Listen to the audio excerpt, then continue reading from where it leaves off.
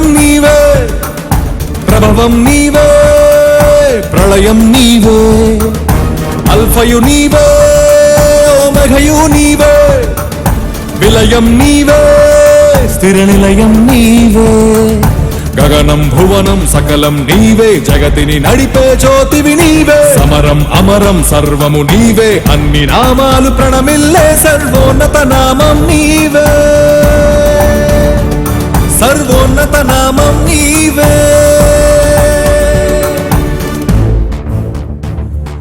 సర్వలోక న్యాయాధిపతి, సర్వలోక న్యాయాధిపతి, సర్వలోక న్యాయాధిపతి, సర్వలోక న్యాయాధిపతి, సర్వలోక న్యాయాధిపతి వాకిట నిలిచియున్నాడు. జనములందరికి ఫలమిచ్చుటకు తీర్పు తీర్చబోతున్నాడు. సర్వలోక న్యాయాధిపతి వాకిట నిలిచియున్నాడు. జనములందరికి ఫలమిచ్చుటకు తీర్పు తీర్చబోతున్నాడు. వేల దూతలతో బూరధ్వనులతో మేఘమండలము పైన యూదా గోత్రపు కదమ సింహముతో కదలి వస్తుంది సేన. క్రీస్తు న్యాయపీఠం ఎదుట ప్రత్యక్షం కావాలందరూ, క్రీస్తు న్యాయపీఠం ఎదుట ప్రత్యక్షం కావాలందరూ.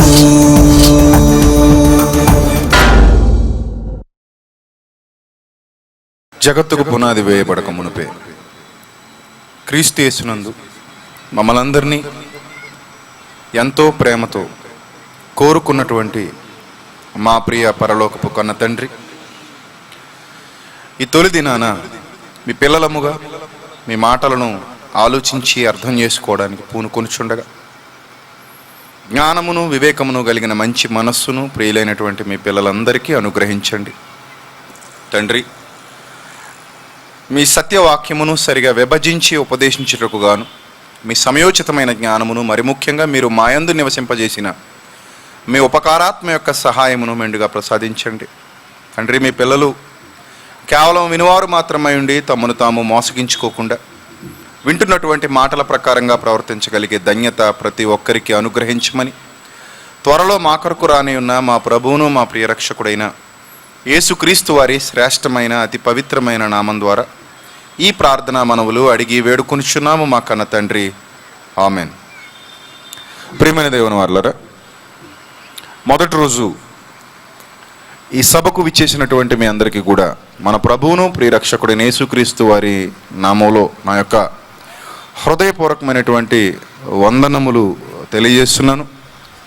అలాగే ఇంత గొప్ప అవకాశాన్ని మనకిచ్చినటువంటి దేవాది దేవునికి హృదయపూర్వకంగా కృతజ్ఞతాస్తుతులు చెల్లిస్తున్నాను. యుగముల వరకు దేవుని నామానికి మహిమ కలుగునుగాక, ఆమెన్. ప్రియులారా, దేవాది దేవుడు మానవులుగా ఈ భూమి మీద మన ఉనికి లేనప్పుడు, ఈ భూమి మీద మానవులుగా మన ఉనికి ఇంకా ప్రారంభం కానప్పుడు, ఈ భూమి మీద మన రంగ ప్రవేశం జరగడానికి గాను ఒక అద్భుతమైన సృష్టి కార్యక్రమాన్ని చేపట్టిన సంగతి మీ అందరికీ తెలుసు. అది ఈ సృష్టిలోనికి మనం అడుగు పెట్టినప్పుడు మనకు తెలియలేదు, కానీ ఈ సృష్టిలోనికి మన అడుగు పడిన తర్వాత, కొంతకాలం ఈ భూమి మీద మన బ్రతుకు కొనసాగిన తర్వాత, బైబిల్ అనే ఈ దివ్య గ్రంథాన్ని చదువుతూ లేదా ఎవరైనా ప్రసంగికుల ద్వారా వింటూ ఆ బైబిల్లో ఉన్నటువంటి మాటల్ని ఆలోచించడం ప్రారంభించిన తర్వాత, మొట్టమొదటి అధ్యాయంలోనే, ఆదికాండం ప్రారంభంలోనే దేవుడు సృష్టిని చేసినట్టుగా మనం తెలుసుకోగలిగాం దేవుని గ్రంథం ద్వారా.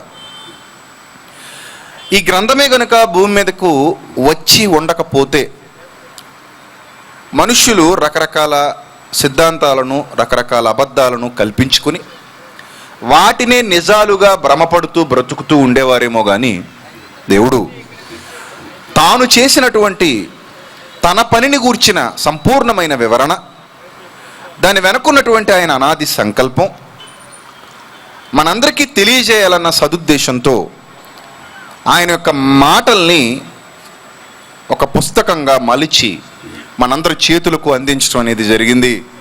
ఈరోజు అదే దివ్య గ్రంథమైన బైబిల్ని చేతబట్టినటువంటి కోట్ల మంది క్రైస్తవులు ప్రపంచవ్యాప్తంగా ఉన్నారు. ఆ సంగతి మీ అందరికీ తెలుసు. అందులో భాగంగానే ఈ సభల యొక్క పోస్టర్స్ మీరు చూసి, లేదా ఈ సభల యొక్క సమాచారాన్ని మీరు విని ఈ సభలకు మీరు హాజరయ్యారు. కారణం, మీరు కూడా ఆ సత్యాన్ని, ఆ దైవ గ్రంథాన్ని విశ్వసిస్తున్నారు. ఆ దైవ గ్రంథంలో ఉన్నటువంటి మాటల్ని విశ్వసిస్తున్నారు, వాటిని చదువుతున్నారు, వాటిని ఆలోచిస్తున్నారు. ప్రియులారా, దేవుడు ఈ సృష్టిని చేసి ఆ సృష్టిని చేస్తున్నటువంటి క్రమంలో తన మనసులోని తన ఇష్టాలను కూడా తెలియజేయటం జరిగింది. ఎన్నో సందర్భాల్లో మనం ఆదికాండం ప్రారంభ అధ్యాయం చదివే ఉంటాం. చాలాసార్లు మనం బైబిల్ చదువుతాం. బైబిల్ చదువుతున్నప్పుడు మొట్టమొదట చాలామంది చేసే పని ఏంటంటే ఆ మొట్టమొదటి పేజ్ మాత్రం తప్పక చదువుతారు, తర్వాత పక్కన పెట్టేస్తారు. ఆ విషయం మీ అందరికీ తెలుసు. ఎప్పుడో ఒకసారి మీలో ఒక వేడి పుట్టేస్తుంది. ఆ వేడి పుట్టినప్పుడు ఏమనుకుంటారంటే, నేను బైబిల్ పూర్తి చేసేయాలి ఈ సంవత్సరం, కొత్త సంవత్సరంలో నేను ఇలా అనుకుంటున్నాను. ఏమనుకుంటున్నానంటే, ఈ సంవత్సరం మొత్తం బైబిల్ ఒకసారి చదివి పక్కన పెట్టేయాలనుకుంటున్నాను. ఇలాంటి నిర్ణయాలు ఏదో వేడి మీద తీసుకుంటూ ఉంటారు. అలా వేడి మీద నిర్ణయాలు తీసుకున్నోళ్ళు తొందరగా ఆదికాండం మొదటి అధ్యాయం చదివేస్తారు, తర్వాత వదిలేస్తారు. ఇలా మీ జీవితంలో ఎన్నోసార్లు జరిగి ఉండొచ్చు. దానికి వేరెవరో సాక్ష్యం రావాల్సిన అవసరం లేదు. దానికి మీరే సాక్షులు. మీ అంతరాత్మే మీ మీద ఆ విషయంలో సాక్ష్యం పలుకుతుంది. రైట్? ఏదేమైనప్పటికీ అసలు ఆదికాండం ప్రారంభ అధ్యాయంలో దేవుడు తన మనసును గూర్చి, తన మనసులో ఉన్నటువంటి సంగతులను గూర్చి, తన చిత్తాన్ని గూర్చి ఒక విశేషమైన భావాన్ని బయలుపరిచారు. ఆయన బయలుపరిచినటువంటి భావాన్ని అర్థం చేసుకునే ప్రయత్నం చేస్తే ప్రతి చోట ఆయన ఆలోచనలు మనకి దర్శనమిస్తూ ఉంటాయి. బైబిల్ గ్రంథం అనగానే దేవుడు సాక్షాత్తు తన ఆలోచనల్ని పొందుపరిచి ఈ భూమి మీద చరిత్రతో దాన్ని ముడిపెట్టి జరిగినటువంటి సంఘటనల సమాహారాన్ని దానికి జత చేసి ఈ భూమి మీదకు పంపించిన ఒక దివ్య ఔషధమే బైబిలు. ఈ బైబిల్లో వ్రాయబడినటువంటి మాటల్లో ఆయన ఆలోచనలు ప్రస్ఫుటంగా మనకి కనబడుతూ ఉంటాయి. వాటిని మనం ఫాలో అవ్వాలని అవి మనల్ని బలవంతం చేస్తూ ఉంటాయి, అవి మనల్ని ప్రేరేపిస్తూ ఉంటాయి. దేవుని మాటలు ఎప్పుడు కూడా మనిషిని బలవంత పెడుతూ ఉంటాయి, ప్రేరేపిస్తూ ఉంటాయి. ఎందుకంటే దారి తప్పిపోతున్నటువంటి మనిషి జీవిత గమనాన్ని తన వైపుకు తిప్పుకోవాలని, స్వచ్ఛమైన నీతి మార్గంలో మనిషిని నడిపించాలని దేవుడు తన మాటలనే ఔషధాన్ని ఈ భూమి మీదకు పంపించడం జరిగింది. ఆ మాటలు మనిషిని ఎప్పటికప్పుడు ప్రేరేపిస్తూ ఉంటాయి. ఆ మాటలు మనిషిని ఎప్పటికప్పుడు బలవంత పెడుతూ ఉంటాయి. ఆ మాటలు మనిషిని ఎప్పటికప్పుడు ముందుకు తోయాలని ప్రయత్నం చేస్తూ ఉంటాయి. కానీ మనిషి మాత్రం వాటికి రెస్పాండ్ అవ్వడు. వాటికి సరిగా రెస్పాండ్ అవ్వకపోవడం వల్ల చాలా ప్రమాదం సంభవిస్తుంది. ఏదేమైనప్పటికీ బైబిల్ గ్రంథంలో ఉన్నటువంటి ఆ ప్రారంభ అధ్యాయంలో ఉన్నటువంటి కొన్ని సందర్భాలు ఈ రాత్రి మనం చూసే ప్రయత్నం చేద్దాం. అందుకే నేను ఎప్పుడు చెప్తూ ఉంటాను, ఏ సభలైనా సరే నేను ఎప్పుడు చెప్తూ ఉంటాను, మొదటి రోజు వచ్చిన వాళ్ళే ధన్యులు. ఎందుకో తెలుసా? మొదటి రోజు వచ్చిన వాళ్ళే ధన్యులని ఎందుకంటానో తెలుసా? అసలు ప్రారంభం అర్థమైతేనే ముగింపు అనేది అర్థమవుతుంది. ప్రారంభం అర్థం కాని వానికి ముగింపు ఎంత మాత్రం అర్థం కాదు. అయినా మనకున్న సంవత్సరంలో 365 రోజులు ఉన్నాయి. 365 రోజుల్లో అనేకమైన లోక సంబంధమైన విషయాలు మనల్ని ప్రభావితం చేస్తూ ఉంటాయి, మన మెదడు మీద ప్రభావం చూపిస్తూ ఉంటాయి. దేవునితో మనం గడిపే సమయం 3 రోజులని మీరు అనుకుంటే పొరపాటు. 3 రోజులు కాదు, కేవలం 3 రోజులకి కలిపి ఒక 3 లేదా 4 గంటలు మాత్రమే. సభలు ఎన్ని రోజులు అయ్యా అంటే 3 రోజులు అంటాడు వీడు. 3 రోజులా? 3 రోజులు అంటే 3 24 గంటల అంటే టోటల్గా 72 గంటల సభలా? కాదు.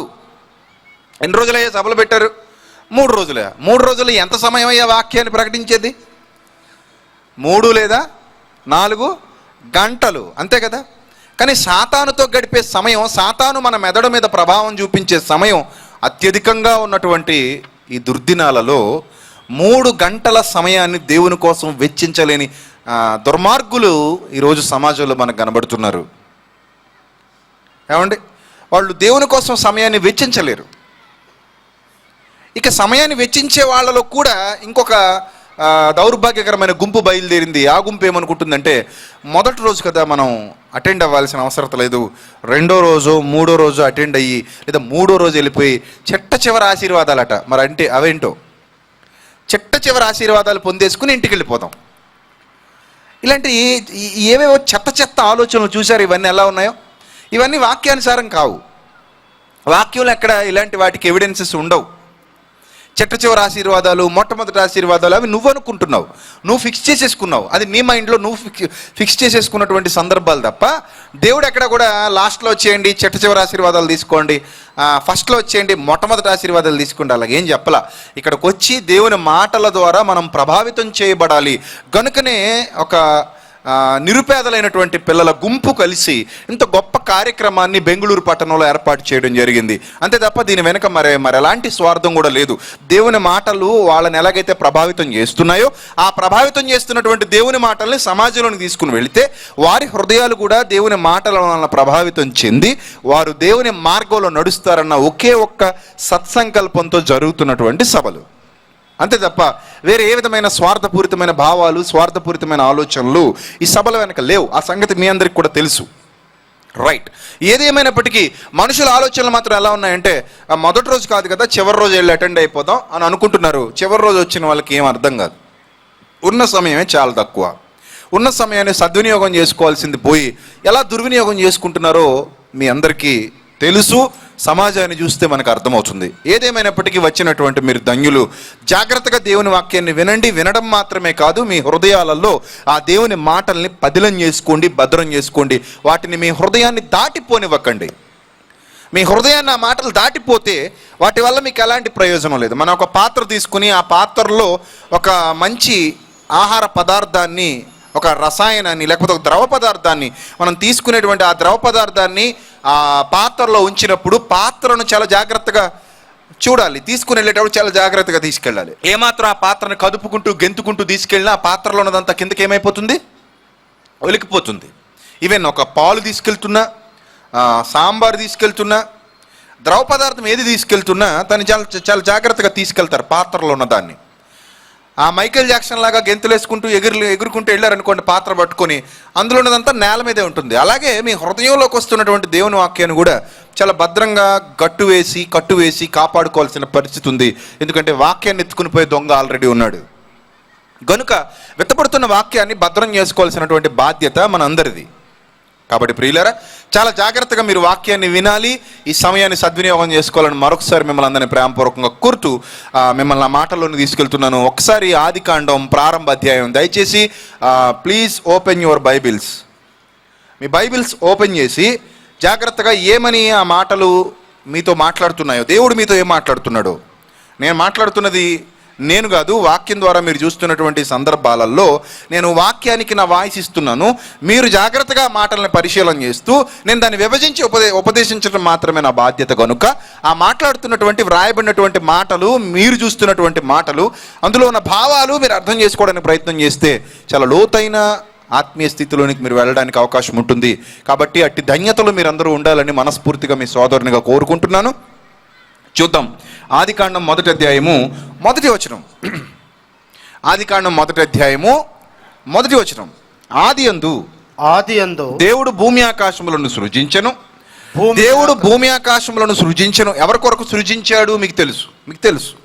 ఎవరి కొరకు సృజించాలి మీకు తెలుసు. ఆ భూమి, ఆయన సృజించిన భూమి ఆకాశం అంతకుముందు ఎలాగుండేవో బ్యాక్ హిస్టరీ కూడా చెప్తున్నాడు. ఏమని చెప్తున్నాడంటే, భూమి నిరాకారముగాను శూన్యముగాను ఉండెను, చీకటి అగాధ జలము పైన కమ్మి ఉండెను. ఫస్ట్ ఆఫ్ ఆల్ మనకి చీకటి అనే పదం కనబడుతుంది ఇక్కడ. భూమి నిరాకారముగాను శూన్యముగాను ఉండెను, చీకటి అగాధ జలము పైన కమ్మి ఉండెను. అంటే ఇప్పుడు మనం నివసిస్తున్నటువంటి ఈ అనంతమైన విశ్వం, మీరు పైకి చూడొచ్చు ఆకాశం కనబడుతుంది, సాక్ష్యం ఇస్తుంది. మీరు కిందకు చూడొచ్చు నేల కనబడుతుంది, సాక్ష్యం ఇస్తుంది. మనం ఎందులో అయితే నివసిస్తున్నామో దాని గురించిన హిస్టరీ మనం చదువుకుంటున్నాం. ఎక్కడైతే మనం నివసిస్తున్నామో, ఎక్కడైతే ఈరోజు మనం బ్రతుకుతున్నామో దానికి సంబంధించినటువంటి వాస్తవాలనే మనం ఇప్పుడు చదువుకుంటున్నాం. అంటే ఇదంతా ఈ ప్రకృతికి సంబంధించినటువంటి పూర్వపు చరిత్ర. రైట్. ఈ పూర్వపు చరిత్రలో భాగంగా దేవుడు ఏం చెప్తున్నాడంటే, నేను ఈ భూమిని ఆకాశాన్ని సృజించడానికి మునుపు ఈ భూమి అంటే వర్క్ స్టార్ట్ చేసినప్పుడు భూమి నిరాకారముగాను శూన్యముగాను ఉంది. అంటే ఒక ఆకృతి అంటూ లేదు, ఒక ఆకారం అంటూ లేదు. అప్పుడు చీకటి అగాధ జలము పైన కమ్మి ఉంది అన్నాడు. చీకటి అగాధ జలము పైన కమ్మి ఉంది, దేవుని ఆత్మ జలముల పైన అల్లాడుచుండెను. అప్పుడు దేవుడు అంటున్నాడు, వెలుగు కమ్మని పలుకగా వెలుగు కలిగెను. ఇక్కడ మరలా మనం వెలుగు అనే పదాన్ని చూస్తున్నాం. చీకటి అనే పదాన్ని చూసాం మొదట చీకటి ఉండినట్టుగా మనకు అర్థమవుతుంది.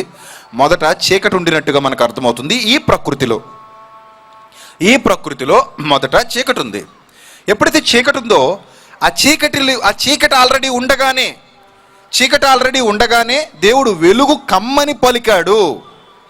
చాలా జాగ్రత్తగా చూడాలి. దేవుడు చీకటి ఆల్రెడీ ఉండగానే వెలుగు కమ్మని పలికెను అనే మాట వ్రాయబడింది. రైట్. వెలుగు కమ్మని పలికిన తర్వాత అక్కడ ఏమని వ్రాయబడిందో చూడండి. వెలుగు మంచిదైనట్టు దేవుడు చూచెను. మీరు జాగ్రత్తగా పరిశీలనాత్మకంగా ఈ మాటలు చూడగలిగితే వెలుగు చీకటి రెండు ఉన్నాయి, కానీ చీకటి మంచిదైనట్టుగా దేవుడు చూచెను అనే మాట మనకు బైబిల్లో ఎక్కడ కనబడదు. చీకటిని మంచిది అని దేవుడు చెప్పట్లేదు. చీకటిని గురించి దేవుడు అసలు మాట్లాడనే లేదు, మంచిది అని మాట్లాడలేదు. మరి వెలుగును గురించి మాట్లాడుతూ ఏమంటున్నాడు తెలుసా? వెలుగు మంచిదైనట్టుగా దేవుడు చూశాడు అనే పదాన్ని మనకి అక్కడ ప్రయోగించాడు. బైబిల్ చదువుతున్నప్పుడు ఏదో మామూలుగా ఏదో బుక్ చదువుకున్నట్టుగా వెళ్ళిపోకూడదు.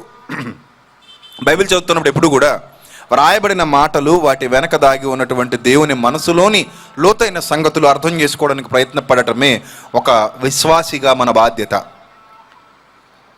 ఒక యాత్రికునిగా, ఒక ప్రయాణికునిగా మన బాధ్యత. ఆ బాధ్యతను మీరు జాగ్రత్తగా ఆలోచన చేస్తే, వ్రాయబడినటువంటి మాటను జాగ్రత్తగా పరిశీలన చేస్తే, చీకటి ఉంది, చీకటి ఉండగా దేవుడు ఏం కోరుకుంటున్నాడంటే చీకటి ఉండకూడదు కాబట్టి ఏముండాలి? వెలుగు ఉండాలి అని కోరుకున్నట్టుగా మనకు అర్థమవుతుంది. అంటే ఈ చీకటిని పారద్రోలే వెలుగు చాలా అవసరం. చీకటిని వెనక్కి నెట్టేసే వెలుగు చాలా అవసరం. కాబట్టి వెలుగే మంచిది, చీకటి మంచిది కాదు. వెలుగే మంచిది, వెలుగు ఉన్నతమైనది, వెలుగు గొప్పది, వెలుగు మంచిదైనట్టుగా దేవుడు చూసెను. అందుకే వెలుగును ఈ ప్రకృతిలోనికి ప్రవేశపెట్టారు. ఇది ప్రారంభంలో మనకు కనబడుతున్నటువంటి సంగతి. ఇక్కడే మనకు దేవుని మనసు తెలిసిపోతుంది. దేవుడికి చీకటి అంటే గిట్టదు, దేవుడికి చీకటి అంటే నచ్చదు. దేవుడికి చీకటి అంటే నచ్చదు గనుకనే చీకటి మంచిది అని ఎక్కడా చెప్పలేదు. వెలుగు మంచిదైనట్టుగా దేవుడు చూచెను అనే మాట మనకి ఇక్కడ కనబడుతుంది. ఆ మాటను మనం బేస్ చేసుకుని జాగ్రత్తగా మునుముందుకు ఇంకా లోతుల్లోనికి మనం బైబిల్ గ్రంథాన్ని పరిశీలన చేస్తూ వెళ్ళిపోగలిగితే ప్రియులారా, దేవుని మాటలు భూమి మీదకి వచ్చింది ఎప్పుడో మీ అందరికీ తెలుసు. మోషే గారి ద్వారా, అంటే గ్రంథస్థం చేయబడి మోషే గారి ద్వారా ధర్మశాస్త్రం అనేది భూమి మీదకి రావడం మీ అందరికీ తెలుసు. అలా మోషే గారి ద్వారా ఈ భూమి మీదకు మొట్టమొదటి వచ్చినటువంటి ఆ ధర్మశాస్త్రం ఎక్కడో మధ్యధరా సముద్రానికి తూర్పున ఉన్నటువంటి ఇశ్రాయేలు అనే ఒక జాతికి మాత్రమే ఇవ్వబడింది.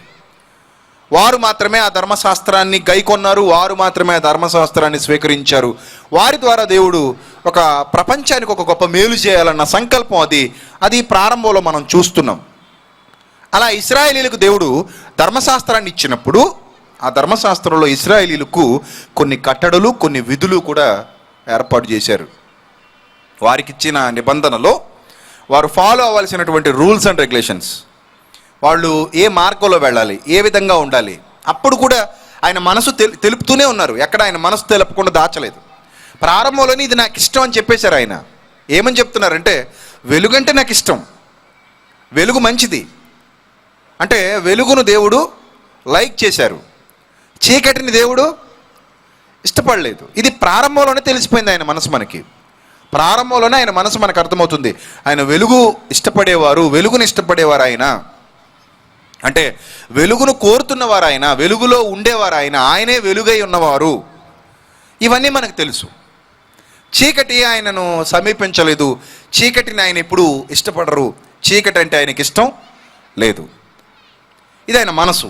ఇది ప్రారంభంలో కనబడుతున్న ఆయన మనసు.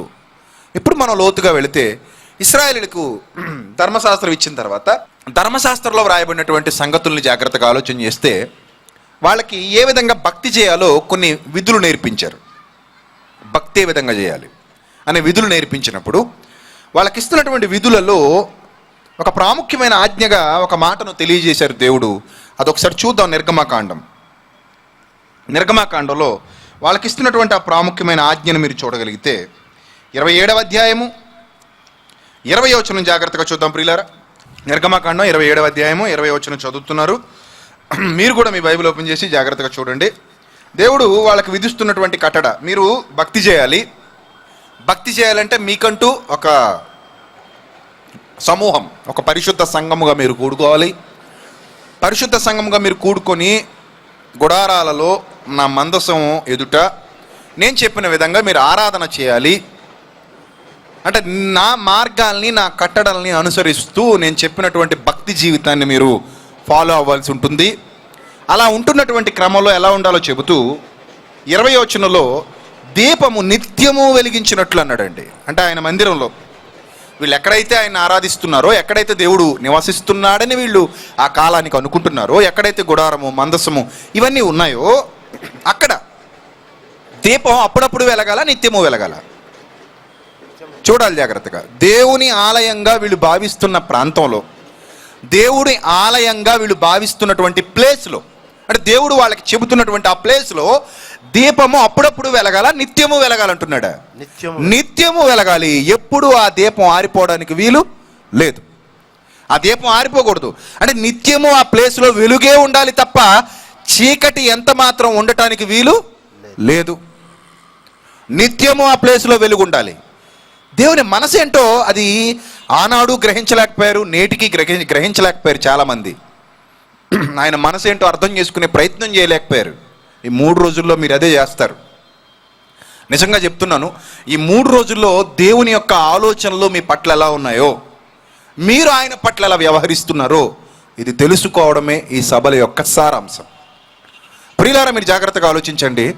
ఇశ్రాయేలీయులకు చెబుతూ మీరు దీపం అప్పుడప్పుడు, అంటే ఈ చాలా చాలా సందర్భాల్లో మనం చాలామంది భక్తుల్ని చూస్తూ ఉంటాం. వాళ్ళు అప్పుడప్పుడు దీపాన్ని వెలిగిస్తారు, దీపారాధన చేస్తారు. తర్వాత మళ్ళీ దీపాలు ఏం చేస్తారు?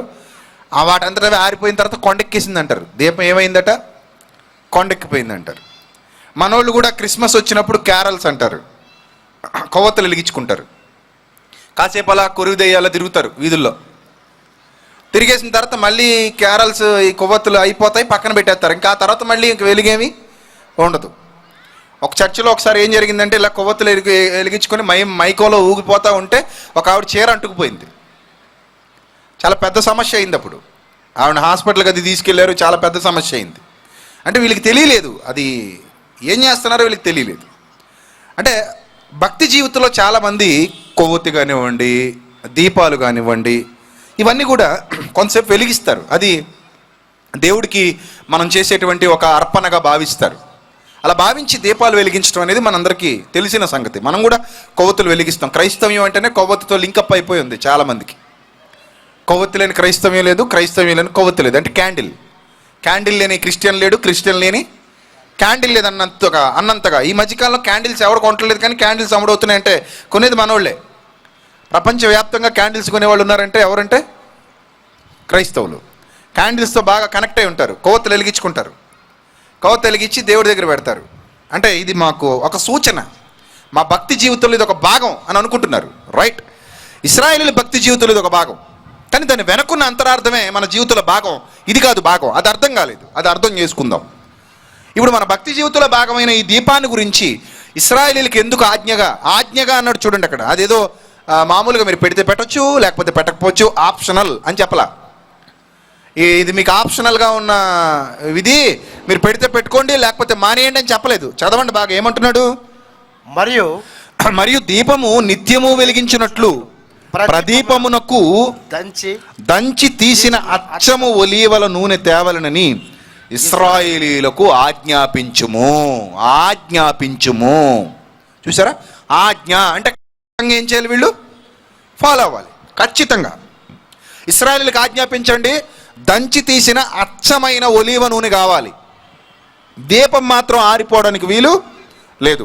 ఈ దీపాలనే అఖండ దీపాలు అంటారు. అఖండ దీపాలు నిత్యము వెలుగుతూ ఉండాలి. చాలా చోట్ల స్మారక స్తూపాలు అనేవి కనబడుతూ ఉంటాయి. మీరు చూసారో లేదో? నేను ఈ మధ్యనే అండమాన్కి వెళ్ళి వచ్చాను. అండమాన్లో ఆ అండమాన్ జైలుకి వెళ్ళినప్పుడు ఆ జైల్లో 2 స్మారక చిహ్నాలు, అంటే 2 మందిరాలు, స్మారక మందిరాలు కట్టారు. స్వతంత్ర సమరయోధులు ఎవరైతే అండమాన్ జైల్లో మగ్గిపోయి చచ్చిపోయారో వాళ్ళ జ్ఞాపకార్థం పెట్టినటువంటివి. అండమాన్ జైలు దగ్గర, జైలు లోపల అక్కడ నిత్యము ఒక మంట మండుతూ ఉంది, నిత్యం మండుతుంది. అది ఆరిపోకుండా కిందన గ్యాస్ సిలిండర్స్ ఫిట్ చేశారు. గ్యాస్ సిలిండర్స్ అంటే దాన్ని ఆరిపోనివ్వరు. నిత్యము ఆ సిలిండర్స్ అలా ఉంటానే ఉంటాయి అక్కడ. ఆ సిలిండర్స్ ఎప్పుడూ అక్కడ పెడతానే ఉంటారు. అందులోని గ్యాస్ అయిపోనివ్వరు, అలాగే ఆ దీపాన్ని ఆరిపోనివ్వరు.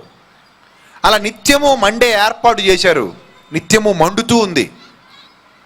ఇదంతా ఒక స్మారక స్తూపాల దగ్గర మనం చూసేది.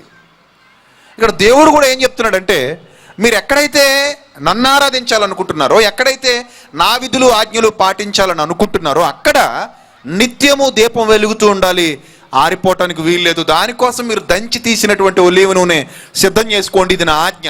ఎప్పుడు దీపాలు ఆరిపేసినా ఒప్పుకునేది లేదు. ఇశ్రాయేలీయులకు చెప్పినటువంటి ఖచ్చితమైన కట్టడ. తర్వాత చదవండి ఏమంటున్నాడు, సాక్ష్యపు మందసం ఎదుట ఉన్న తెరకు వెలుపల ప్రత్యక్షపు గుడారములో అహరోనును అతని కుమారులు, అంటే వీళ్ళు యాజకత్వం చేసేవారు. అహరోను అతని కుమారులు యాజకులు. అహరోను అతని కుమారులు సాయంకాలం మొదలుకొని ఉదయం వరకు దేవుని సన్నిధిని దానిని సవరింపవలను. అది ఇశ్రాయేలీయులకు వారి తరతరముల వరకు నిత్యమైన కట్టడ. చూసారా, దానిని సవరింపాలట. సాయంకాలం మొదలుకొని ఉదయం వరకు దాన్ని సవరించాలంటే అది ఆరిపోకుండా చూసుకోవాల్సిన బాధ్యత యాజకులకు అప్పగించాడు. ఏమండి, అసలు ఆరిపోకుండా చూసుకోవాల్సిన బాధ్యత యాజకులకు అప్పగించాడు. ఆరిపోకుండా చూసుకోవాల్సిన బాధ్యత ఇశ్రాయేలీయులకి భక్తులకి అప్పగించాడు. అంటే నూనె వాళ్ళే తీసుకురావాలి, వీళ్ళేమో సవరించాలి. ఎట్టి పరిస్థితుల్లోనూ దీపం అయితే ఆరిపోవడానికి వీలు లేదు. నిత్యము ఆ దీపం అలా వెలుగుతూనే ఉండాలి. ఇది దేవుని యొక్క శాసనం, దేవుని యొక్క ఆజ్ఞ. కానీ వాళ్ళు ఏం చేశారు తెలుసా, అనతి కాలంలోనే దీపాలు ఆరిపేశారు. దీపం వెలుగుతూ ఉండాలన్నది ఆజ్ఞ ఇశ్రాయేలీయులకి ధర్మశాస్త్ర ప్రకారంగా. ఆర్పడానికి వీల్లేదు, ఆరిపోవడానికి వీల్లేదు. అది వాళ్ళకి ఖచ్చితమైన కట్టడ.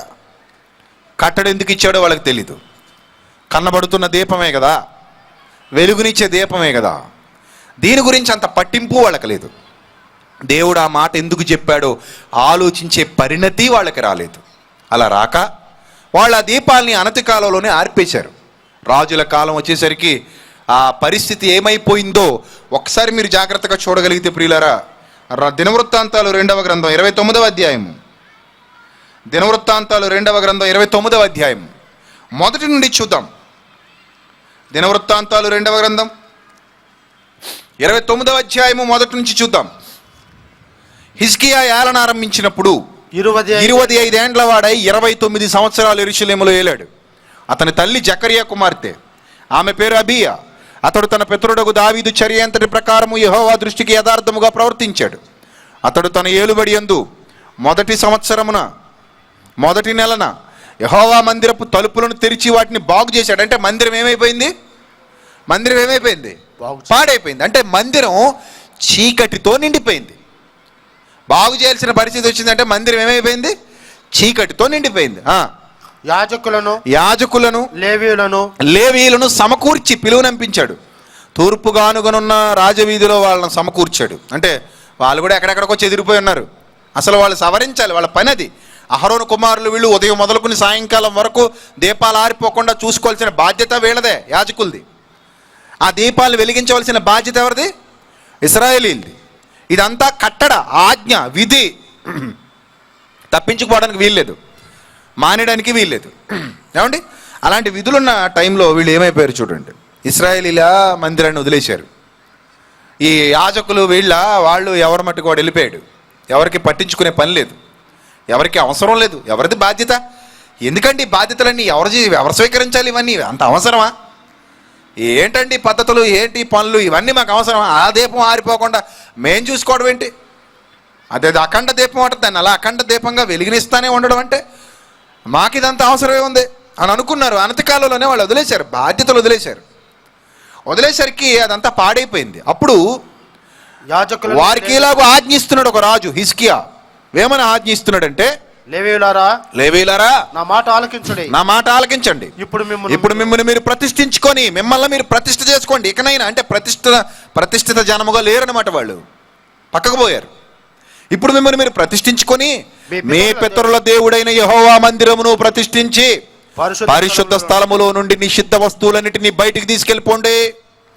అంటే ఆ పరిశుద్ధ స్థలంగా వాళ్ళు భావిస్తున్నటువంటి ఆ మందిరంలోనికి నిషిద్ధమైన వస్తువులు చాలా వచ్చేసాయి. నిషిద్ధమైన వస్తువులు చాలా వచ్చేసి ఉన్నాయి. అంటే అప్పటికే మందిరం అపవిత్రమైనదిగా మారిపోయింది. ఏమండి, ఆ నిషిద్ధమైన వస్తువులన్నింటినీ బయటికి తీసుకెళ్ళిపోండి. మన పితరులు ద్రోహులై, ఆలోచన మన పితరులు ఏమయ్యారట? ద్రోహులై దీపాలు ఆర్పేశారు. మన పితరులు ద్రోహులై దీపాలు ఆర్పేశారు, మందిరాన్ని చీకటితో నింపేశారు. అదే వాస్తవాన్ని చెబుతున్నాడు అక్కడ.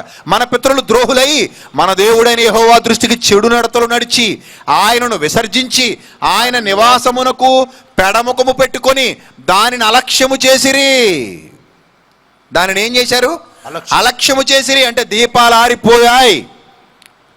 నూనె తెచ్చేవాళ్ళు లేడు. ఉదయం మొదలుకొని సాయంత్రం వరకు సవరించేవాళ్ళు లేడు. దేవుని మందిరం ఇదని చెప్పారు, కానీ ఆయనకి ఇష్టమైన వెలుగును అక్కడ ఉంచకుండా ఆయనకిష్టం కాని చీకటిని అక్కడ ఉంచే విధంగా చేశారు. నిజంగా వీళ్ళకి అర్థమైతే ధర్మశాస్త్రం తీయగానే, ధర్మశాస్త్రంలో మొట్టమొదటి పుస్తకమే ఆదికాండం. ధర్మశాస్త్రంలో ఓపెన్ చేయగానే దేవుని మనసు వీళ్ళకి అర్థమైపోవాలి. ఏమని అర్థమైపోవాలి తెలుసా? యెహోవా వెలుగును లక్ష్యము చేయువాడు, ఆయన చీకటిని ఇష్టపడనివాడు. వెలుగు మంచిదని ప్రకటించిన వాడు, వెలుగు మంచిదని బాహాటంగా ప్రకటించాడు. బాహాటంగా. చీకటి అగాధ జలములపై కమ్మి ఉన్నప్పుడు ఆయనకి నచ్చలేదు. చీకటి అంటే ఆయనకి ఇష్టం లేదు. చీకటి అంటే ఆయనకి ఇష్టం లేదు కాబట్టే వెలుగు మంచిది అని బాహాటంగా ప్రకటించి ఆ వెలుగు కలుగునుగా కాని పలికాడు. నాకు వెలుగు కావాలి, నాకు వెలుగు కావాలని ఆయన కోరుకున్నాడు. వెలుగులో ఉండాలనుకుంటున్న తేజోమయుడైనటువంటి దేవాది దేవుడు. ఇప్పుడు అదే దేవుడు మందిరంలో నేను ఉంటాను, మందిరంలో ఉండమని పిలిచింది వాళ్లే.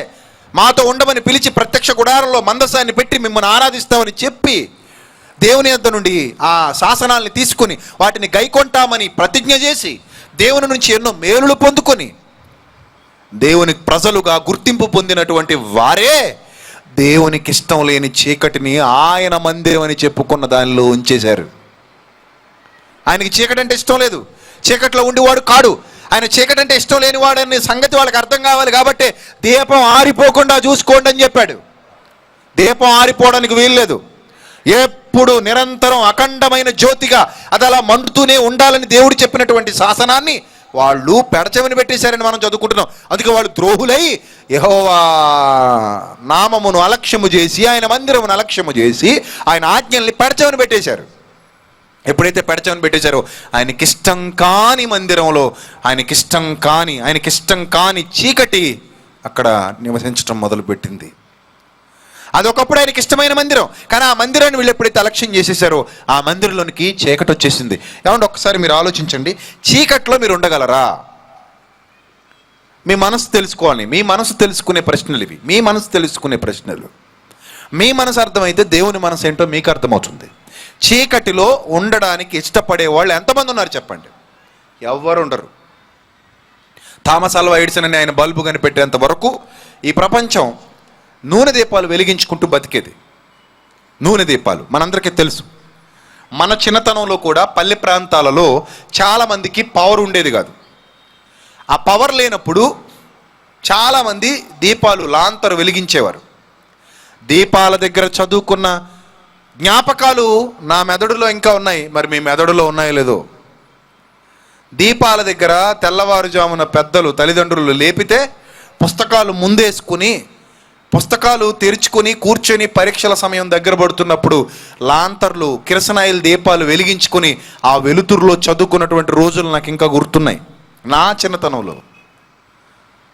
ఇప్పుడున్నటువంటి ట్రెండ్కి, ఇప్పుడున్నటువంటి వాళ్ళకి దీపాలతో పెద్దగా టచ్ ఉండదు.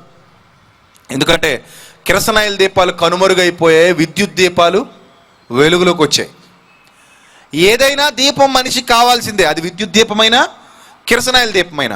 చీకటిలో సంచారం చేయటం, నిశాచర జీవులుగా బ్రతకటం చాలా కష్టం. మనిషి నిశాచర జీవిగా ఉండలేడు. అంటే నిశిలో మనిషి కాలాన్ని గడపలేడు. మీరు లైట్ తీసేసి వెలుగు తీసేసి చీకట్లో ఒక రోజంతా ఉండమంటే ఎవ్వరూ ఉండలేరు. అందుకే ఆ మానసికంగా ఇబ్బంది పెట్టడానికే చాలామంది ఖైదీలను కూడా తీసుకెళ్ళి చీకటి కొట్లలో పోలీసులు ఏం చేస్తారు, బంధిస్తారు. అంటే మరీ భయంకరమైన ఉగ్రవాదుల్ని, మరీ భయంకరమైనటువంటి వికృతమైన చర్యలకు పాల్పడే వాళ్ళని తీసుకెళ్ళి బ్లాక్ సెల్స్ అంటారు, ఆ బ్లాక్ సెల్స్లో వేసేస్తారు. అంటే మానసికంగా వాళ్ళు చచ్చిపోతారు. ఇంకా ఆ చీకట్లో ఉండలేరు, ఏం కనబడదు. కళ్ళు తెరిచినా చీకటి, కళ్ళు మూసినా చీకటి, ఎటు చూసినా చీకటి. ఒక మనిషిగా నీకు చీకటి నచ్చదు. బెంగళూరులో పవర్ కట్ 15 days, ఒప్పుకుంటారా? 15 days పవర్ కట్ అంటే ఒప్పుకుంటారా? 1 hour పవర్ కట్ అయితేనే గిలగిలా కొట్టుకుంటారు. అసలు పవర్కి మనిషికి ఉన్న ఆ సంబంధం అంతా ఎక్కువైపోయింది. అందుకే పవర్ కట్ అయిపోయింది అనుకోండి, ఎక్కడి నుంచి తిట్టుకుంటూ వస్తారు తెలుసా? సీఎంఎల్ని వదలరు, పిఎంఎల్ని వదలరు, చైర్మన్స్ని వదలరు, ఎంపీలను వదలరు, ఎమ్మెల్యేలను వదలరు, కరెంట్ ఆఫీసర్ని వదలరు, వాళ్ళ ఇంట్లో వాళ్ళని కూడా వదలరు. అందరిని వరుసగా తిట్టుకుంటూ కిందకు వస్తారు. ఆ తర్వాత ఇంట్లో వాళ్ళని ఏళ్ళు తిట్టుకుంటారు. అంటే కరెంటుతో మనిషికున్న సంబంధం, వెలుగుతో మనిషికున్న సంబంధం అంత బాగా ఎక్కువైపోయింది, బాగా క్లోజ్ అయిపోయాడు మనిషి. ఎగ్జామ్స్ టైంలో కానీ పవర్ తీసాడు అనుకోండి, అమ్మనాభూతులు ఈ పుస్తకాల్లో ఉండవవి, వీళ్ళ నోట్లోంచి అప్పుడు వస్తాయి బయటికి, విద్యార్థుల నోట్లోంచి. పుస్తకాల్లో ఉండవా బూతులు, కానీ వీళ్ళ నోళ్ళలోంచి వస్తాయి. ఎందుకు వస్తాయి? మేం కష్టపడి చదువుకుంటుంటే వీడు పవర్ తీసాడు. చీకటి అంటే మనిషికి కెట్టదు. చీకట్లో ఉండలేకనే బల్బు కనిపెట్టుకున్నాడు. ఈరోజు వెలుగులేని ప్రపంచాన్ని మనం ఊహించలేం, వెలుగులేని జీవితాన్ని మనం ఊహించలేం. ఒకసారి ఊహించుకోండి కావాలంటే, ఎక్కడ ప్రపంచంలో ఎక్కడ కాంతి లేకపోతే అసలు ఈ ప్రపంచానికి అందమే లేదు. వెలుగులేని ప్రపంచాన్ని చూడలేము. కాబట్టే దీపం కావాలి. మనిషి బాహ్య ప్రపంచంలో ఆనందంగా ఉండాలనుకుంటే, బాహ్య జీవితంలో ఆనందంగా ఉండాలనుకుంటే, బాహ్య జీవితంలో సంతోషంగా ఉండాలనుకుంటే దీపం కావాలి, వెలుగు కావాలి. అవునా కాదా ఆలోచించుకోండి. ఈ బాహ్య ప్రపంచంలో, ఈ బాహ్య జీవితంలో నువ్వు సంతోషంగా ఉండాలనుకుంటే నీ కళ్ళ ముందు వెలుగు ఉండాలి. వెలుగు లేకపోతే నువ్వు ఉండలేవు, వెలుగు లేకపోతే నువ్వు బతకలేవు, వెలుగు లేకపోతే నువ్వు పిచ్చోడు అయిపోతావు, పిచ్చిదాని అయిపోతావు. ఎస్, ఇట్స్ ట్రూ, 100%, ఏమాత్రం సందేహం లేదు. చీకట్లో నిన్ను అలాగే వదిలేస్తే పిచ్చోడు అయిపోతావు, పిచ్చిదాని అయిపోతావు, మైండ్ డిస్టర్బ్ అయిపోద్ది, అరుస్తావు, కేకలు పెడతావు, గగ్గోలు పెడతావు, ఉండలేవు. బాబు నాకు వెలుగు కావాలి, నేను ఉండలేకపోతున్నాను ఈ చీకట్లో, నాకేం కనబడట్లేదు, నాకేం అర్థం కావట్లేదు. అలవాటు పడిన వెలుగు జీవితం, ఆ వెలుగు బాహ్య ప్రపంచానికి బాగా అలవాటైపోయింది. కాబట్టి చీకట్లో బతకమంటే ఈ రోజున్న సమాజం బతకలేదు. లైటింగ్ లేకుండా, లైట్స్ లేకుండా ఈ సమాజాన్ని చూడాలనుకుంటే చూడలేం, ఉండలేరు, బాగా అలవాటు పడిపోయారు. అందుకే పవర్ కట్ కూడా తెలియకూడదని ఇంట్లోనే జనరేటర్స్, ఇంట్లోనే ఇన్వర్టర్స్ అన్నీ పెట్టుకుని బ్రతుకుతున్నటువంటి సమాజం ఇది. ఎందుకంటే ఒకవేళ పవర్ కట్ అయిన సంగతి మనకు తెలియకూడదు, పవర్ కట్ అయిందన్న సంగతి మాకు తెలియకూడదు. ఇమ్మీడియట్గా ఇన్వర్టర్స్ ఆన్ అయిపోవాలి, ఇమ్మీడియట్గా జనరేటర్ ఆన్ అయిపోవాలి. మామూలుగా మేము ఎప్పుడు వెలుగులో ఉండాలి, మేము ఎలా కావాలనుకుంటే అలా వెలుగులో ఉండాలి. ఆ వెలుగు మాకు అంత ఇష్టం. ఇప్పుడు నా క్వశ్చన్ ఏంటంటే, వెలుగంటే నీకే ఎంత ఇష్టం ఉన్నప్పుడు నిన్ను కన్నా నీ తండ్రికి వెలుగు ఇష్టం అన్న సంగతి నీకు అర్థం కాలేదా? వెలుగులో నువ్వే ఇలా ఉండాలనుకుంటున్నప్పుడు నిన్ను కన్నా నీ తండ్రి వెలుగు సంబంధి అన్న వాస్తవం నీకు అర్థం కాలేదా?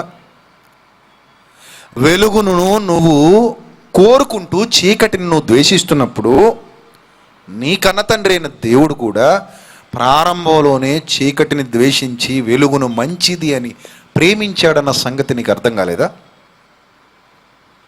అది అర్థమైతే నిరంతరం వెలుగులో దీపాల వెలుతురులో బ్రతుకుతున్నటువంటి ఇశ్రాయేలీలు దేవుని ఆజ్ఞను పక్కన పెట్టి అక్కడ దేవుడు ఉంటాడు అని గుడ్డిగా వీళ్ళే నమ్ముతూ, అక్కడికి వెళ్తే దేవుడు అక్కడ మనకు ప్రత్యక్షం అవుతాడు అని కూడా నమ్ముతూ, దేవుని మందసం అక్కడ ఉంది, అది సాక్ష్యపు గుడారం, అది దేవుని మందిరం, అక్కడ మా తండ్రి నివసిస్తున్నాడన్న ఆలోచనలు వీళ్ళు కలిగి ఉంటూ మనకిష్టం కాని చీకటి ఆయనకు మాత్రం ఎలా ఇష్టమవుతుంది? మనం నిరంతరం వెలుతురులో ఉండాలనుకుంటున్నాం, ఆయన మాత్రం చీకట్లో ఎందుకుంటారు అన్న ఇంగిత జ్ఞానం వాళ్ళకి రాలేదు. కాబట్టే ఆయన మనసు అర్థం చేసుకోలేక వాళ్ళు ఏం చేశారు తెలుసా? ఆ మందిరాన్ని చీకటిమయం చేసేశారు. మందిరంలో చీకటి నాట్యమాడుతుంది. ఆ మందిరం నిండా ఎప్పుడు చీకటే ఉంటుంది. దేవాలయం మొత్తం పాడైపోయింది. దీపాలు వెలిగించే వాళ్ళు లేరు. అంటే దేవుని సంకల్పం ఎవరికి అర్థం కాలేదు? ఇశ్రాయేలీయులకు అర్థం కాలేదు. అక్కడ నుంచి ప్రారంభమైందండి ఆయన నేర్పించే విధానం. దేవుడు నేర్పించే విధానం చాలా గొప్పగా ఉంటుందండి, చాలా గొప్పగా ఉంటుంది. అది అర్థం చేసుకోవడానికి ప్రయత్నించిన వాడే బైబిలులో జ్ఞానిగా పిలువబడతాడు. అది అర్థం చేసుకోవడానికి నువ్వు ప్రయత్నించినా, నేను ప్రయత్నించినా దేవుని మనసు మనకు బాగా అర్థమవుతుంది. ఆయనకు మనం బాగా దగ్గర అవుతాం. అసలు ఏం నేర్పించాలని ఇదంతా చేస్తున్నాడు దేవుడు? ఒక దీపం ఆయనకు ఆయనే వెలుగై ఉన్నాడు కదా, దేవుడు వెలుగై ఉన్నవాడు కదా, ఆయనకి దీపం అవసరమా? ఈ దీపం లేకపోతే ఆయన ఉండలేడా? ఎందుకు నిరంతరం వెలిగించమంటున్నాడు? నిత్యము వెలుగే ఇక్కడ ఉండాలని ఎందుకు చెప్తున్నాడు?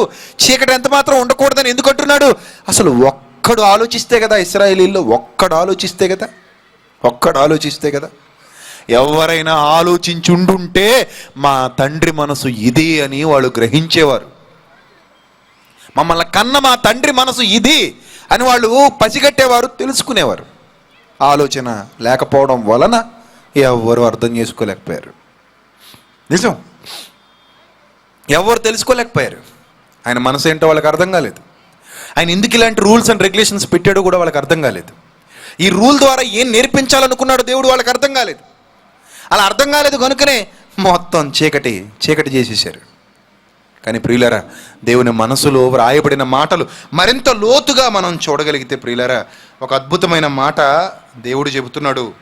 చూద్దాం, ఒక అద్భుతమైన మాట దేవుడు చెబుతున్నాడు. చూద్దాం. సమూయేలు 2వ గ్రంథం. సమూయేలు 2వ గ్రంథం.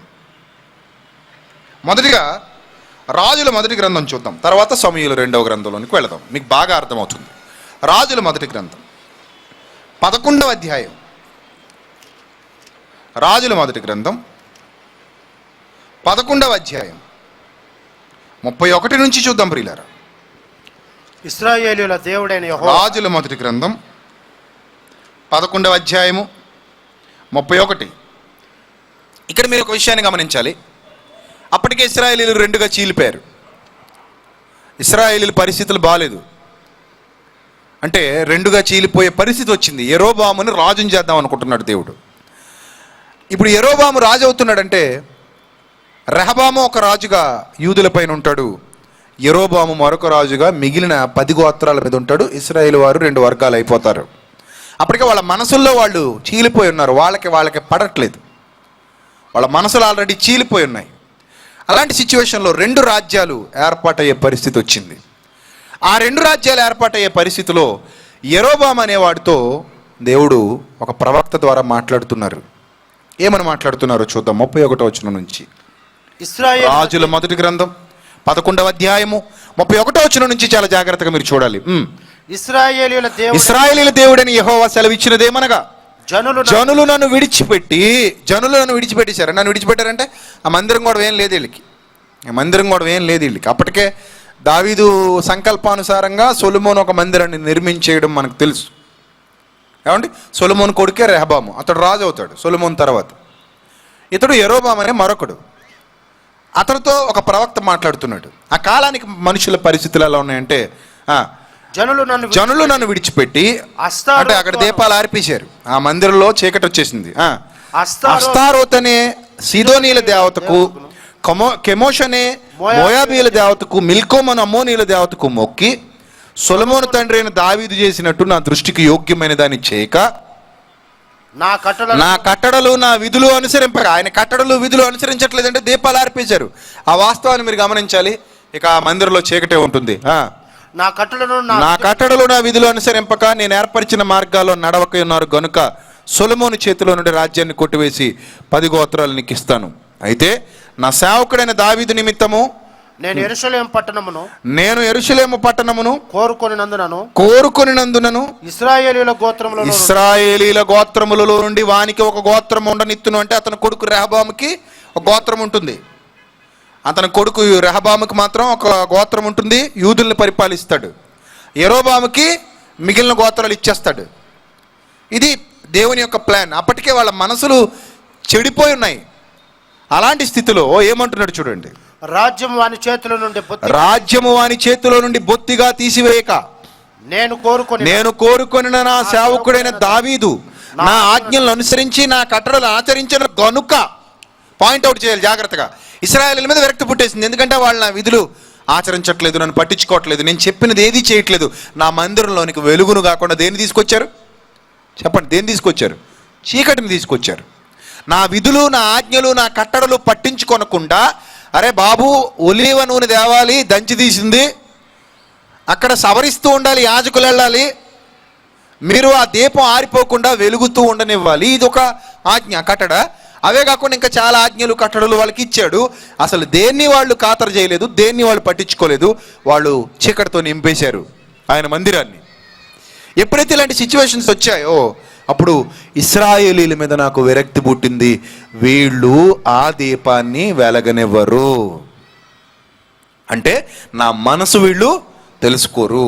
నాకు వెలుగంటే ఇష్టం అన్న సంగతి వీళ్ళకి అర్థం కాదు. నేను వెలుగును కోరుతున్నానన్న సంగతి వీళ్ళకి అర్థం కాదు. గనుక వీళ్ళ మీద నాకు విరక్తి పుట్టింది.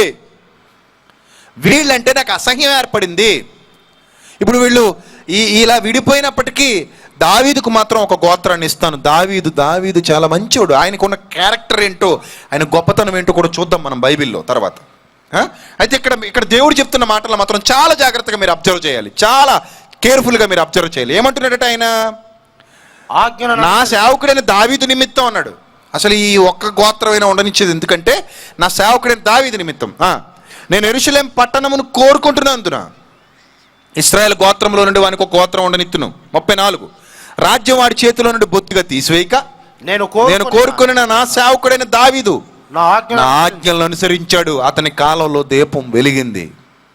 నా ఆజ్ఞలను అనుసరించాడు, నా కట్టడలు ఆచరించను గనుక దావీదును జ్ఞాపకము చేసుకొని అతని దినములన్నీ అతని అధికారిగా ఉండనిత్తును. 35 అయితే అతని కుమారుడి చేతిలో నుండి రాజ్యాన్ని తీసేస్తాను, సొలొమోను చేతిలో నుండి రాజ్యాన్ని తీసేస్తాను, రెహబాముకి ఇస్తాను, తీసివేసి అందులో నీకు 10 గోత్రములను ఇచ్చేదను, 10 గోత్రములను ఇచ్చేదను అని చెప్పి, మరి దావీదుకు ఒక గోత్రాన్ని ఎందుకు ఉండనిస్తానో తెలుసా? నా మనసు ఏంటో చెప్పాలి కదా మరి నీకు. అందుకే చెప్తున్నాను, నా నామమును అక్కడ ఉంచుటకు నేను కోరుకొనిన పట్టణమైన యెరూషలేములో నా ఎదుట ఒక దీపము నా సేవకుడైన దావీదునకు ఎల్లప్పుడూ ఉండునట్లు అతని కుమారునికి ఒక గోత్రం ఇచ్చేదను. చూసారా దేవుడి ఆలోచన ఎక్కడి నుంచి ఎక్కడికి వెళ్ళిందో? ఇశ్రాయేలీయుల దీపం ఆరిపోకుండా కాపాడవలసిన బాధ్యత మీదంటే వాళ్ళు దీపాలు ఆర్పేశారు, ఆ దీపాన్ని ఆర్పేశారు, చీకటి చోటిచ్చారు. ఇప్పుడు దేవుడు ఏమంటున్నాడు తెలుసా? ఆ ఒక గోత్రాన్ని దావీదుకు ఎందుకు ఉండనిస్తున్నాను తెలుసా? ఒక దీపము అన్నాడండి. ఒక దీపము. చూడండి, అండర్లైన్ చేసుకోండి. నా నామమును అక్కడ ఉంచుటకు. ఎక్కడ? యెరూషలేములో. నా నామమును అక్కడ ఉంచుటకు నేను కోరుకొనిన పట్టణమైన యెరూషలేములో నా ఎదుట, యెరూషలేములో నా ఎదుట ఒక దీపము. నా ఎదుట ఒకే ఒక్క దీపము, 100 దీపాలు కాదు. నా ఎదుట ఒకే ఒక్క దీపము, అది నా సేవకుడైన దావీదుకు అప్పుడప్పుడునా ఎల్లప్పుడూ ఉండునట్లు. అతని కుమారునికి గోత్రాన్ని ఎందుకు ఇస్తున్నాడట? అతని కుమారుడికి గోత్రాన్ని ఎందుకు ఇస్తున్నాడు? యెరోబాము అనొచ్చు, ఏమంటే మొత్తం నాకు ఇచ్చేయచ్చు కదా, ఇంకా మళ్ళీ ఒకటి అతనికి ఇవ్వడం ఎందుకు? మొత్తం నాకే ఇచ్చేయచ్చు కదా, నేనే రాజుని అయిపోతాను కదా. మొత్తానికి సొలొమోన్ కట్ చేసి, సొలొమోన్ కొడుకైన రెహబాముని కట్ చేసి, మొత్తం టోటల్ ఇశ్రాయేల్ గోత్రాలని నాకు ఇచ్చేసి నన్నే రాజుగా కూర్చోబెట్టేయచ్చు కదా. లేదు, నాకు ఒక కాన్సెప్ట్ ఉంది. ఆ దీపం, ఒక దీపం, నిరంతరం వెలిగే ఒక దీపం యెరూషలేములో దావీదు నిమిత్తం ఒక యెరూషలేములో నేను కోరుకొనిన నా పట్టణంలో ఒక దీపం నిరంతరం వెలగబోతుంది. ఆ దీపం కొరకే ఈ గోత్రాన్ని నేను దావీదు కొండనిస్తున్నాను. ఇది నేను దావీదుకు చేసినటువంటి వాగ్దానం. ప్రియులారా, పాత నిబంధన అంతా దేవుడు వాళ్ళకి ఇచ్చినటువంటి రూల్స్ అండ్ రెగ్యులేషన్స్లో అదొక ఛాయ. అదే హెబ్రీ పత్రిక 10వ అధ్యాయం 1వ వచనంలో కనబడుతుంది. హెబ్రీ పత్రిక 10వ అధ్యాయం 1వ వచనంలో చెబుతాడు, ధర్మశాస్త్రము రాబోచున్న మేలుల విషయమైన ఛాయగలదియే గాని దాని నిజస్వరూపము గలది కాదు. అక్కడ వాళ్ళని వెలిగించమన్న దీపం వాళ్ళు ఆర్పేస్తే నేనే యెరూషలేములో ఒక దీపాన్ని వెలిగించుకుంటాను, నా ఎదుట వెలిగే దీపం. చూసారా, నా ఎదుట వెలిగే దీపం, అది నిరంతరం మండే దీపం, అఖండమైన దీపం, ఆరిపోని దీపం. ఆ దీపం కావాలి కాబట్టే, ఆ దీపాన్ని నేను కోరుకుంటున్నాను కాబట్టే దావీదుకు ఒక గోత్రాన్ని ఉండనిస్తున్నాను. లేకపోతే మొత్తాన్ని సొలొమోను చేతిలో నుండి తీసివేసేవాడిని. దావీదుకు సింహాసనాన్ని ఉంచుతున్నానంటే కారణం అదే. దావీదు గోత్రాన్ని నిలిచి ఉండనిస్తున్నాను యెరూషలేములో అంటే కారణం అదే. యూద జనాంగాన్ని నిలబెడుతున్నానంటే కారణం అదే. నా కొరకు నిత్యము వెలిగే ఒక ఆరిపోని దీపాన్ని నేను ఏర్పాటు చేసుకుంటున్నాను. ఆ దీపము ఎల్లప్పుడూ ఉండాలి. అది దావీదు దయ ఉండాలి. దావీదు దయ ఉండాలని ఎందుకన్నాడు తెలుసా? దావీదేనాడు ఆ దీపాలు ఆరిపోనివ్వలేదండి. అసలు అతనే ఏమని పేరు ప్రఖ్యాతులు సంపాదించుకున్నాడు తెలుసా? అసలు అతను ఏమని పేరు ప్రఖ్యాతులు సంపాదించుకున్నాడు తెలుసా? ఇశ్రాయేలు జనాంగంలో దేవుడికి దావీదంటే అంత ఇష్టం ఎందుకు? ఇతడు నా ఇష్టానుసారుడైన మనుష్యుడు, ఇతడు నా ఉద్దేశములన్నీ నెరవేర్చినవాడు, నా ఉద్దేశములన్నీ నెరవేర్చాడు. దావీదుకు తెలుసు నాకు వెలుగు అంటే ఇష్టమని. అందుకే అతడు నా దీపాన్ని ఆరిపోనివ్వలేదు. దీపాన్ని ఆరిపోకుండా వెలిగించి అతను ఎలాంటి బిరుదు పొందుకున్నాడో తెలుసా? ఇశ్రాయేలులో ఎలాంటి బిరుదు పొందుకున్నాడో తెలుసా? ఇప్పుడు చూద్దాం. సమూయేలు 2వ గ్రంథం, సమూయేలు 2వ గ్రంథం 21వ అధ్యాయం, సమూయేలు 2వ గ్రంథం 21వ అధ్యాయము 15వ వచనం జాగ్రత్తగా చూద్దాం. సమూయేలు 2వ గ్రంథం 21వ అధ్యాయము 15వ వచనం జాగ్రత్తగా చూడాలి. ఏమని వ్రాయబడిందో? ఫిలిస్తీయులకు ఇశ్రాయేలీయులకు యుద్ధము మరలా జరుగగా దావీదు తన సేవకులతో కూడా దిగిపోయి ఫిలిస్తీయులతో యుద్ధము చేయనప్పుడు అతడు సొమ్మసిల్లెను. అప్పుడు రెఫాయీల సంతతి వాడగు ఇష్బీబేనోబా అను ఒకడు ఉండెను. అతడు ధరించి ఉన్న ఖడ్గము కొత్తది, వాని ఈట 300 తొలముల ఎత్తు ఎత్తడి గలది. నేను దావీదును చంపెదనని అతడు చెప్పి ఉండెను. సెరూయా కుమారుడైన అబీషై రాజును ఆదుకొని ఆ ఫిలిస్తీని కొట్టి చంపెను. ఫిలిస్తీన్లు అంటే దుర్మార్గులు, వాళ్ళు అప్పటికి నీచమైన బ్రతుకుతున్న వాళ్ళు. వాళ్ళలో ఒకడు దావీదును చంపాలనుకున్నప్పుడు ఈ ఫిలిస్తీన్ అతడు కొట్టి చంపెను. దావీదు జనులు దీన్ని చూచి ఇశ్రాయేలులకును దీపమగు ఏమంటున్నారు చూడండి. దావీదు జనులు దీన్ని చూచి ఏమంటున్నారు? ఇశ్రాయేలీయులకు దీపమగు నీవు ఆరిపోకుండా. ఇశ్రాయేలీయులకు దీపమగు నీవు అంటే ఇశ్రాయేలీయులు బ్రతుకుల్లో ఈరోజు కొత్త కాంతులు కనబడుతున్నాయి అని అంటే దేవునికి భయపడినటువంటి దావీదు ఇశ్రాయేలీయులకే ఎలా ఉన్నాడట? ఒక దీపంగా ఉన్నాడు. ఇశ్రాయేలుకు దీపమగు నీవు ఆరిపోకుండానట్లు నీవిక మీదట మాతో కూడా యుద్ధానికి రావద్దని అతని చేత ప్రమాణమే చేయించుకున్నారు. అమ్మా నువ్వు ఉండాలి బాబు, నువ్వు ఉండాలి, నువ్వు ఉంటేనే మా బ్రతుకులు వెలుగుతూ ఉంటాయి, మా బ్రతుకులు వెలుగును చూస్తాయి. ఎందుకంటే నువ్వు వెలుగుతున్న దీపం లాంటి వాడివి. ఎవరి కొరకు వెలుగుతున్న దీపానివి? నువ్వు దేవుని కొరకు వెలుగుతున్న దీపానివి. అంటే ఆయన ఆజ్ఞలు నీకు ప్రియమైనవి, ఆయన కట్టడలు నీకు ప్రియమైనవి. ఆయన కట్టడలు, ఆయన ఆజ్ఞలు పాటించడానికి నువ్వు ఎప్పుడూ ఇష్టపడతావు. దేవుని దగ్గర నువ్వు ఏం కోరుకుంటావో నీ మనసు ఏంటో కూడా మాకు తెలుసు.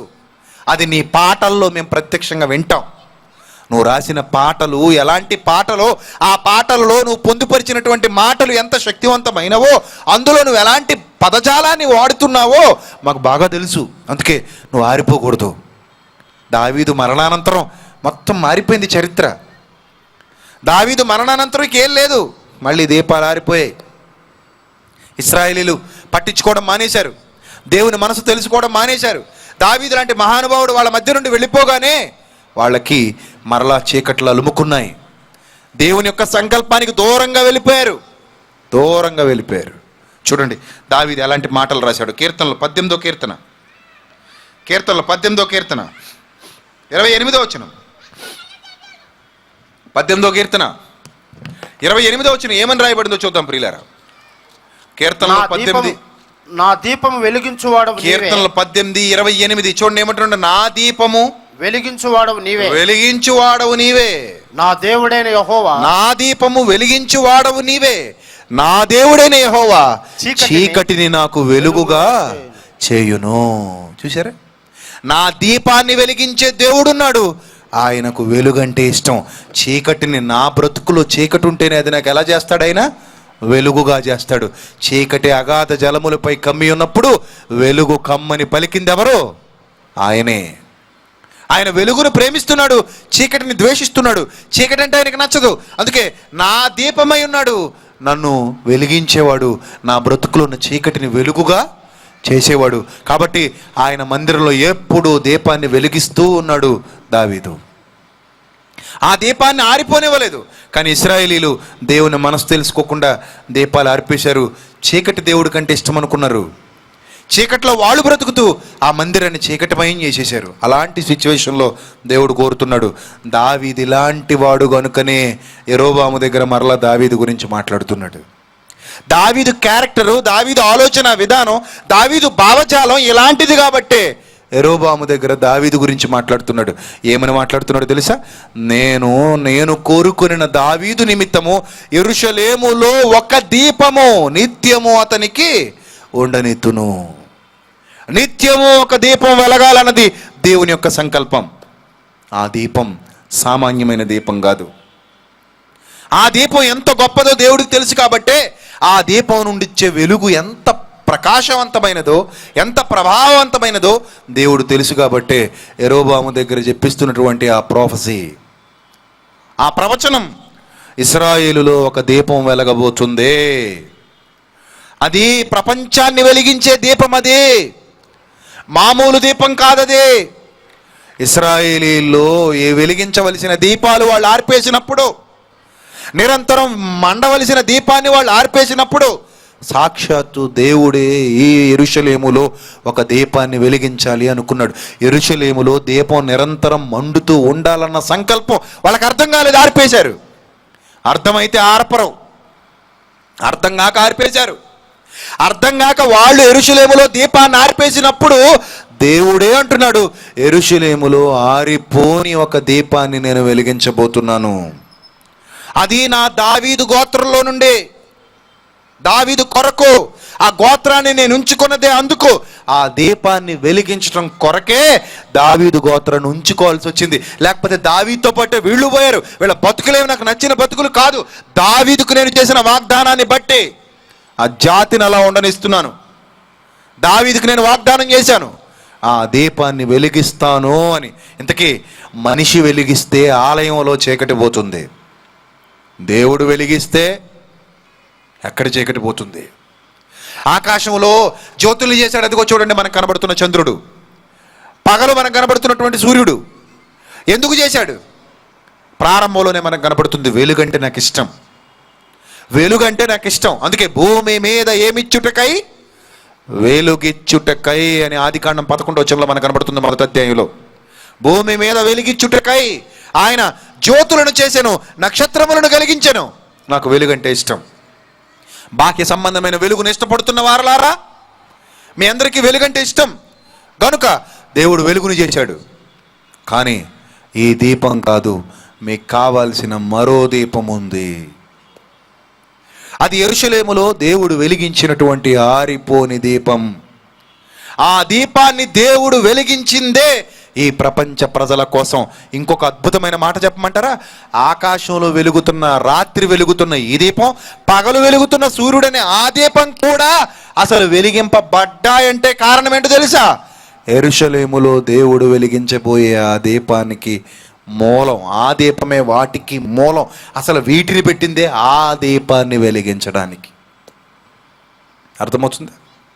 పగలు ఏలుటకు పగటిని ఏలుటకు పెద్ద జ్యోతిని, రాత్రిని ఏలుటకు చిన్న జ్యోతిని దేవుడు చేసెను, భూమి మీద వెలుగిచ్చుటకై వాటిని ఆకాశంలో ఉంచెను అన్న మాటలకు మూలమేంటో తెలుసా? భూమి మీద అసలు సిసలైన ఒక దీపాన్ని దేవుడు వెలిగించబోతున్నాడు. దీనికి ఇంత హిస్టరీ ఉంది బైబిల్లో. సామాన్యమైన హిస్టరీ కాదది. ఆ దీపానికి సంబంధించిన గొప్పదైన చరిత్ర బైబిల్ గ్రంథంలో వ్రాయబడింది. సరిగా మనసు పెట్టి చదివితే ఆయన ఆలోచనలు మనకి ఎప్పుడో తెలిసేవి. మనసు పెట్టలేదండి మానవ సమాజం.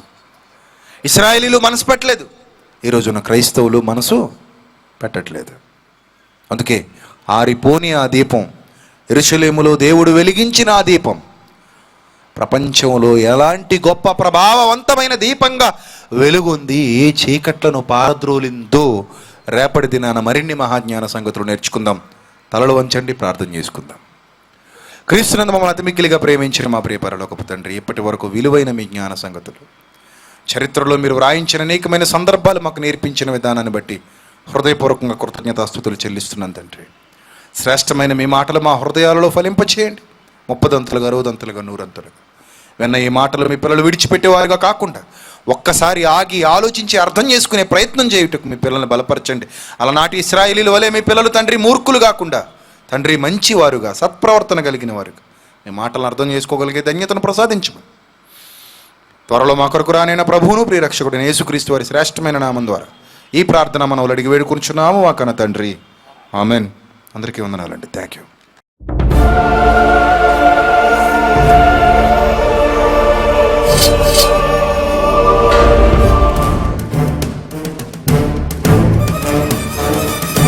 ఆది నీవే, అంతం నీవే, ప్రభవం నీవే, ప్రళయం నీవే, అల్ఫయు నీవే, ఓమెఘయు నీవే, విలయం నీవే, స్థిర నిలయం నీవే.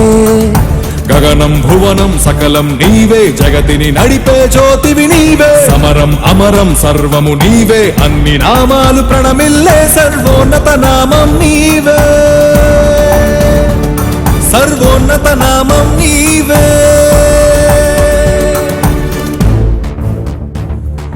సర్వలోక న్యాయాధిపతి, సర్వలోక న్యాయాధిపతి, సర్వలోక న్యాయాధిపతి, సర్వలోక న్యాయాధిపతి, సర్వలోక న్యాయాధిపతి వాకిట నిలిచియున్నాడు. జనములందరికి ఫలమిచ్చుటకు తీర్పు తీర్చబోతున్నాడు.